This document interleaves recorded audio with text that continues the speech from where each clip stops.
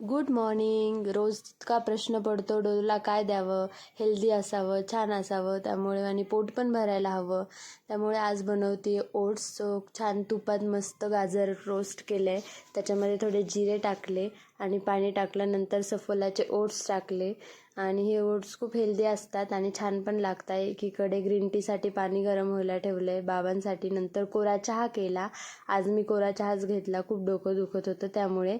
नंतर कोबीची भाजी चपाती केली. मग डोलोसाठी एक पराठा केला कोबीचा. हे बघा, इकडे मी छान असं स्टफिंग भरून कोबीचा पराठा बनवते. हे बघा, ही स्टफिंग भरली आहे त्या पराठ्यामध्ये. छान असा रोस्ट करायचा कडक कडक दोन्ही साईडनी. डोलोला तसंच आवडतो. हे बघा किती मस्त झाला आहे, कलर किती छान आला आहे पराठ्याला. आणि छान जसा रोस्ट झाला की मस्त सॉससोबत डोलो खाते. हा हेल्दी पण असतो, मुलांचं पोट पण भरतं, त्यामुळे तुम्ही पण ट्राय करू शकता. हे बघा, डोलो मस्त खाती आहे, ब्रेकफास्ट करते आहे तिचा. त्यानंतर छान तिला आंघोळ वगैरे घालून रेडी केलं. पण आमची बाई रुसून बसली आहे, कारण तिला दवाखान्यात न्यायचं होतं. तिच्या दातांमध्ये सिमेंट भरायचं होतं, थोडीशी कीड लागते दातांना, त्यामुळे तिला जायचं नव्हतं. हे बघा कशी तरी गेली बाबांसोबत. मी नव्हते गेले त्यांच्यासोबत, दोघंच गेले. आणि नंतर तिकडनं आली. ती खूप रडली होती, तिचे बाबा सांगत होते. मग तिला भूक लागली होती, त्रास पण होत होता, ताप आला होता.